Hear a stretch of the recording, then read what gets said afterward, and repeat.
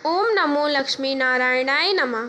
आज हम सुनाएंगे सभी 12 मासी पूर्णिमाएं पे सुनी जाने वाली भगवान सत्यनारायण की कथा आरती सहित। सुनिए भगवान सत्यनारायण व्रत कथा। तो बोलिए श्री सत्यनारायण भगवान की जय। एक समय नैमिषारण्य तीर्थ में शौनकादि 88,000 ऋषियों ने श्री सूत जी से पूछा, हे प्रभु, इस कलयुग में वेद विद्या रहित मनुष्यों को प्रभु भक्ति किस प्रकार मिलेगी तथा उनका उद्धार कैसे होगा। इसीलिए हे मुनि श्रेष्ठ, कोई ऐसा तप कहिए जिससे थोड़े समय में पुण्य प्राप्त होवे तथा मनोवांछित फल मिले। वह कथा सुनने की हमारी इच्छा है। सर्वशास्त्र ज्ञाता श्री सूत जी बोले, हे वैष्णवों में पूज्य, आप सबने प्राणियों के हित की बात पूछी है। अब मैं उस श्रेष्ठ व्रत को आप लोगों से कहूंगा जिस व्रत को नारद जी ने लक्ष्मी नारायण से पूछा था और लक्ष्मीपति ने मुनि श्रेष्ठ नारद से कहा था। सो ध्यान से सुनो। एक समय योगी राज नारद जी दूसरों के हित की इच्छा से अनेक लोकों में घूमते हुए मृत्यु लोक में आ पहुंचे। यहाँ अनेक योनियों में जन्मे हुए प्राय सभी मनुष्य को अपने कर्मों द्वारा अनेकों दुखों से पीड़ित देखकर सोचा, किस यत्न के करने से निश्चय ही प्राणियों के दुखों का नाश हो सकेगा। ऐसा मन में सोचकर विष्णु लोक को गए। वहां श्वेत वर्ण और 4 भुजाओं वाले देवों के ईश नारायण को देखकर, जिनके हाथों में शंख चक्र गदा और पद्म थे तथा वरमाला पहने हुए थे, स्तुति करने लगे। हे भगवान, आप अत्यंत शक्ति से संपन्न हैं। मन तथा वाणी भी आपको नहीं पा सकती। आपका आदि मध्य अंत नहीं है। निर्गुण स्वरूप सृष्टि के आदि भूति व भक्तों के दुखों को नष्ट करने वाले हो, आपको मेरा नमस्कार है। नारद जी से इस प्रकार की स्तुति सुनकर विष्णु भगवान बोले, हे मुनि श्रेष्ठ, आपके मन में क्या है? आपका किस काम के लिए आगमन हुआ है? निसंकोच कहो। तब नारद जी बोले, मृत्यु लोक में सब मनुष्य जो अनेक योनियों में पैदा हुए हैं, अपने अपने कर्मों के द्वारा अनेक प्रकार के दुख से दुखी हो रहे हैं।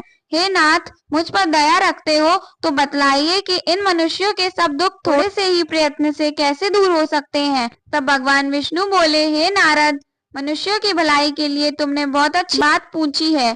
जिस काम के करने से मनुष्य मोह से छूट जाता है, वह मैं कहता हूँ, सुनो। बहुत पुण्य देने वाला स्वर्ग तथा मृत्यु लोक दोनों में दुर्लभ एक उत्तम व्रत है।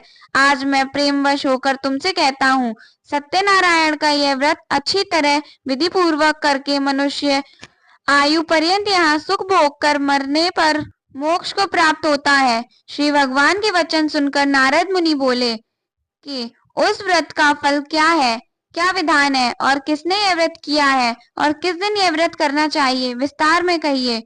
भगवान बोले, दुख शोक आदि को दूर करने वाला, धन धान्य को बढ़ाने वाला, सौभाग्य तथा संतान को देने वाला यह व्रत सब स्थानों पर विजय करने वाला है। भक्ति और श्रद्धा के साथ किसी भी दिन मनुष्य श्री सत्यनारायण भगवान की शाम के समय ब्राह्मणों और बंधुओं के साथ धर्म पारायण होकर पूजा करे। भक्ति भाव से नैवेद्य केले का फल, घी, दूध और गेहूं का चूर्ण सवाया लेके गेहूं के अभाव से साठी का चूर्ण, शक्कर तथा गुड़ लें और सब भक्षण योग्य पदार्थ जमा करके भगवान के अर्पण कर देवें तथा बंधुओं सहित ब्राह्मणों को भोजन कराएं। पश्चात स्वयं भोजन करें। नृत्य गीत आदि का आचरण कर सत्यनारायण भगवान का स्मरण करते हुए समय व्यतीत करें। इस तरह व्रत करने पर मनुष्यों की इच्छा निश्चय पूरी होती है। विशेषकर कलिकाल में भूमि पर यही मोक्ष का सरल उपाय है। बोलिए श्री सत्यनारायण भगवान की जय। दूसरा अध्याय। श्री सूत जी बोले, हे ऋषियों, जिसने पहले समय में इस व्रत को किया है उसका इतिहास कहता हूँ, ध्यान से सुनो।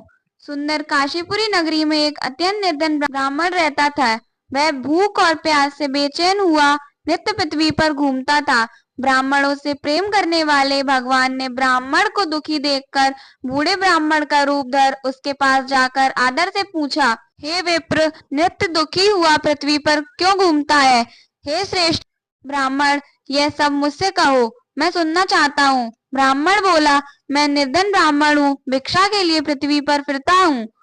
हे भगवान, यदि आप इसका उपाय जानते हो तो कृपा कर कहो। वृद्ध ब्राह्मण बोला कि सत्यनारायण भगवान मनवांछित फल देने वाले हैं, इसलिए हे ब्राह्मण, तू उनका पूजन कर, जिसके करने से मनुष्य सब दुखों से मुक्त होता है। ब्राह्मण को व्रत का सारा विधान बतलाकर बूढ़े ब्राह्मण का रूप धारण करने वाले श्री सत्यनारायण भगवान अंतर ध्यान हो गए। जिस व्रत को वृद्ध ब्राह्मण ने बतलाया है मैं उसको करूंगा, यह निश्चय करने पर उसे रात में नींद भी नहीं आई। वह सवेरे उठ श्री सत्यनारायण के व्रत का निश्चय कर भिक्षा के लिए चला। उस दिन उसको भिक्षा में बहुत धन मिला, जिससे बंधु बांधवों के साथ उसने सत्यनारायण का व्रत किया। इसके करने से वह ब्राह्मण सब दुखों से छूटकर अनेक प्रकार की संपत्तियों से युक्त हुआ। उस समय से वह ब्राह्मण हर मास व्रत करने लगा। इस तरह सत्यनारायण भगवान के व्रत को जो करेगा वह सब पापों से छूटकर मोक्ष को प्राप्त होगा। आगे जो पृथ्वी पर सत्यनारायण का व्रत करेगा वह मनुष्य सब दुखों से छूट जाएगा। इस तरह नारद जी ने नारायण का कहा हुआ यह व्रत मैं तुमसे कहा। हे विप्रो, मैंने अब और क्या कहूँ। ऋषि बोले, हे मुनीश्वर, संसार में इस ब्राह्मण से सुनकर किस किसने इस व्रत को किया, हम सब यह सुनना चाहते हैं। इसके लिए हमारे मन में श्रद्धा है। सूत जी बोले, हे मुनियों, जिस जिसने इस व्रत को किया है वह सब सुनो। एक समय एक ब्राह्मण धन और ऐश्वर्य के अनुसार बंधु बांधवों के साथ व्रत करने को तैयार हुआ। उसी समय एक लकड़ी बेचने वाला बूढ़ा आदमी आया और बाहर लकड़ियों को रखकर ब्राह्मण के मकान में गया। प्यास से दुखी हो लकड़हारा उनको व्रत करते हुए देखकर ब्राह्मणों को नमस्कार कर कहने लगा कि आप यह क्या कर रहे हैं और इसके करने से क्या फल मिलता है, कृपा करके मुझसे कहो। ब्राह्मण ने कहा, सब मनोकामनाओं को पूरा करने वाला यह श्री सत्यनारायण भगवान का व्रत है। इसकी ही कृपा से मेरे यहाँ धन्य धान्य आदि की वृद्धि हुई है। ब्राह्मण से इस व्रत के बारे में जानकर लकड़हारा बहुत प्रसन्न हुआ। चरणामृत ले प्रसाद खाने के बाद अपने घर को गया। लकड़हारे ने अपने मन में इस प्रकार का संकल्प किया कि आज ग्राम में लकड़ी बेचने से जो धन मिलेगा उसी से सत्यनारायण देव का उत्तम व्रत करूंगा। यह मन में विचार कर वह बूढ़ा आदमी लकड़ियां अपने सिर पर रखकर जिस नगर में धनवान लोग रहते थे वह ऐसे सुंदर नगर में गया। उस रोज वहां उसे उन लकड़ियों का दाम पहले दिनों से चौगुना मिला। तब वह बूढ़ा लकड़हारा दाम ले और अति प्रसन्न हो पक्के केले की फली, शक्कर, घी, दूध, दही और गेहूं का चूर्ण इत्यादि श्री सत्यनारायण भगवान के व्रत की कुल सामग्रियों को लेकर अपने घर गया। फिर उसने अपने भाइयों को बुलाकर विधि के साथ भगवान जी का पूजन और व्रत किया। उस व्रत के प्रभाव से वह बूढ़ा लकड़हारा धन पुत्र आदि से युक्त हुआ और संसार में समस्त सुख भोगकर वैकुंठ को चला गया। बोलिए श्री सत्यनारायण भगवान की जय। तीसरा अध्याय। सूत जी बोले, हे श्रेष्ठ मुनियों, अब आगे की कथा कहता हूँ, सुनो। पहले समय में उल्कामुख नाम का एक बुद्धिमान राजा था। वह सत्यवक्ता और जितेंद्रिय था। प्रतिदिन देव स्नानों पर जाता तथा गरीबों को धन देकर उनके कष्ट दूर करता था। उसकी पत्नी कमल के समान मुख वाली और सती साध्वी थी। भद्रशिला नदी के तट पर उन दोनों ने श्री सत्यनारायण का व्रत किया। उस समय में वहां एक साधु वैश्य आया। उसके पास व्यापार के लिए बहुत सा धन था। वह नाव को किनारे पर ठहराकर राजा के पास आ गया और राजा को व्रत करते हुए देखकर विनय के साथ पूछने लगा, हे राजन, भक्ति युक्त चित्त से यह आप क्या कर रहे हैं? मेरी सुनने की इच्छा है, सो आप मुझे बताइए। राजा बोला, हे साधु, अपने बांधवों के साथ पुत्रादि की प्राप्ति के लिए महाशक्तिवान सत्यनारायण भगवान का व्रत व पूजन किया जा रहा है। राजा के वचन सुनकर साधु आदर से बोला, हे राजन, मुझसे इसका सब विधान कहो। मैं भी आपके कथानुसार इस व्रत को करूंगा। मेरी भी कोई संतान नहीं है और इससे निश्चय ही होगी। राजा से सब विधान सुन व्यापार से निर्वत हो वह आनंद के साथ घर गया। साधु ने अपनी स्त्री से संतान देने वाले उस व्रत का समाचार सुनाया और कहा कि जब मेरे संतान होगी तब मैं इस व्रत को करूंगा।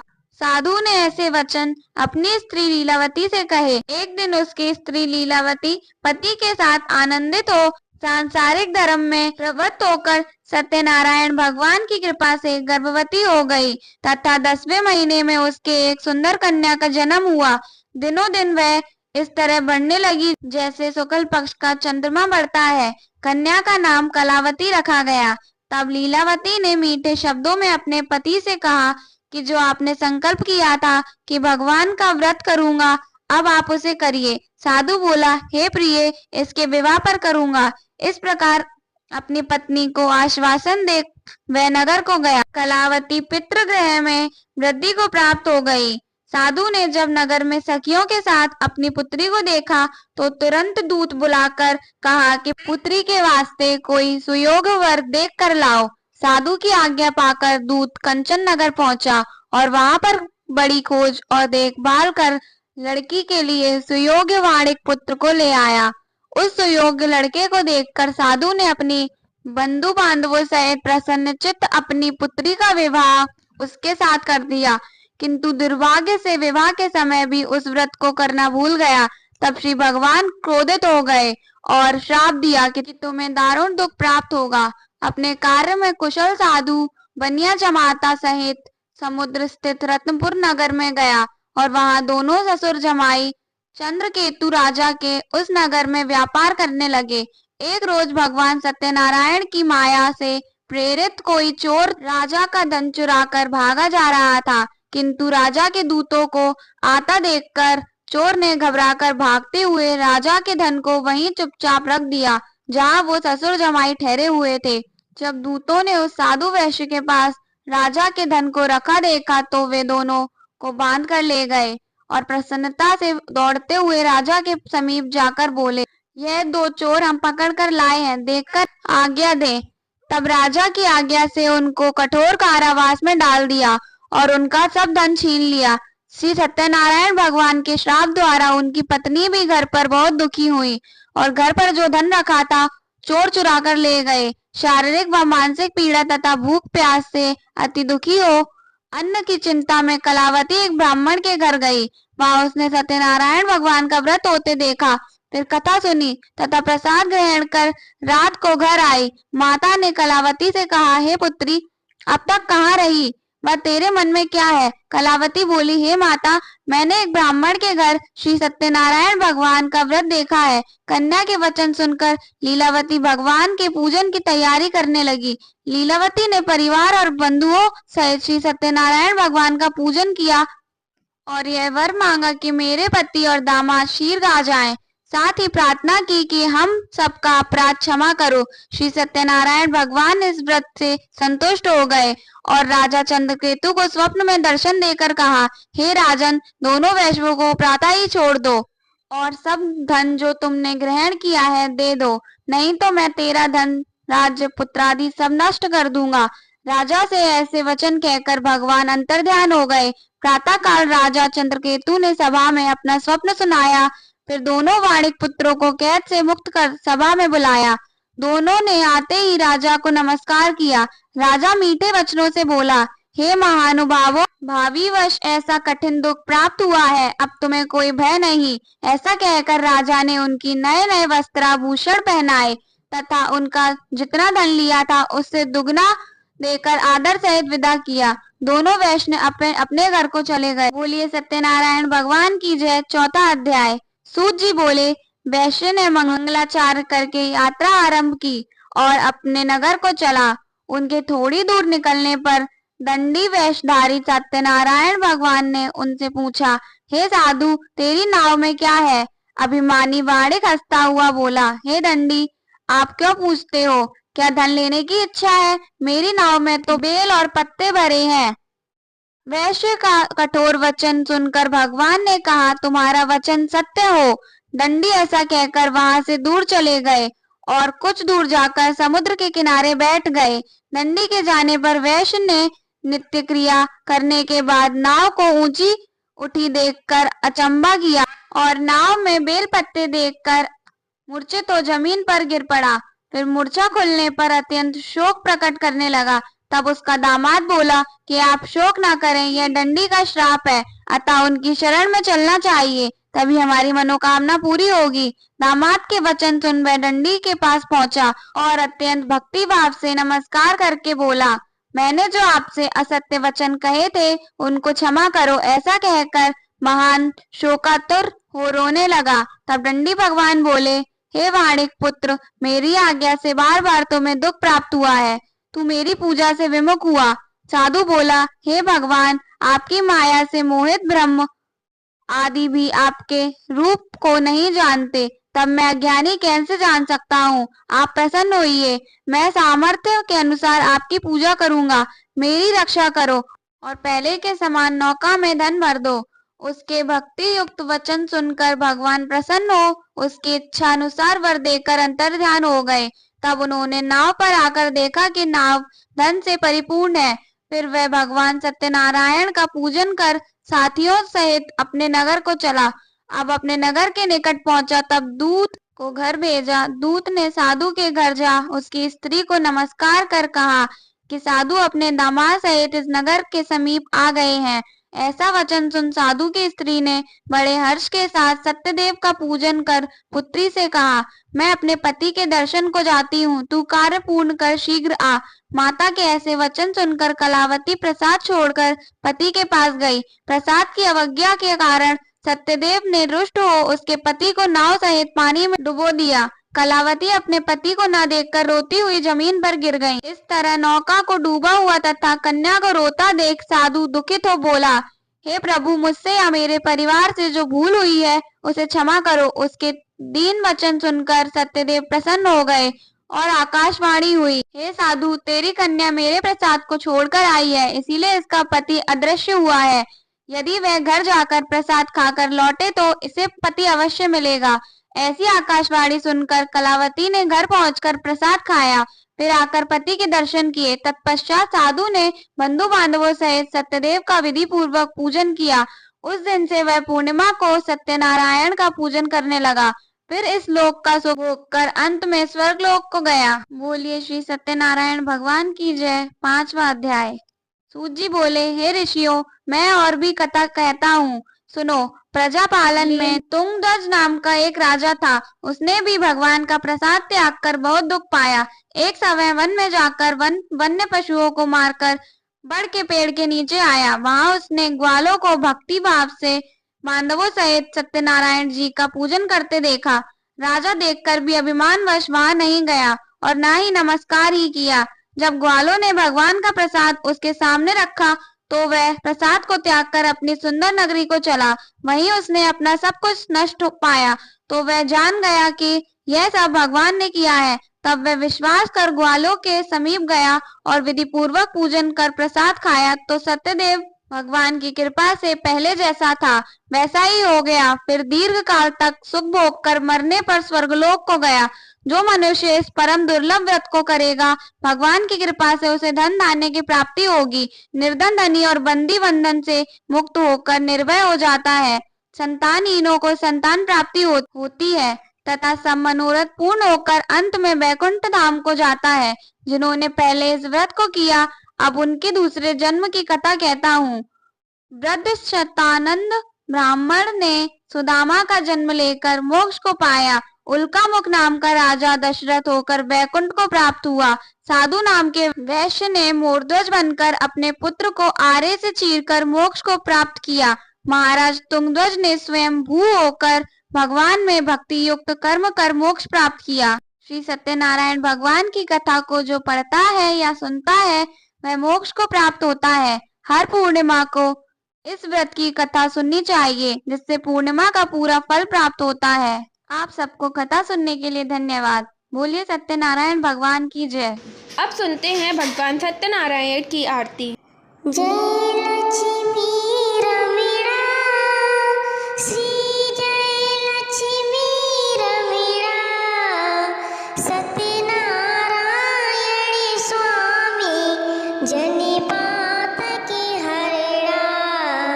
जय लक्ष्मी रमीणा, रतनी जड़ित सिंहासन, अधिभूत छवि राजी, स्वामी अधिभूत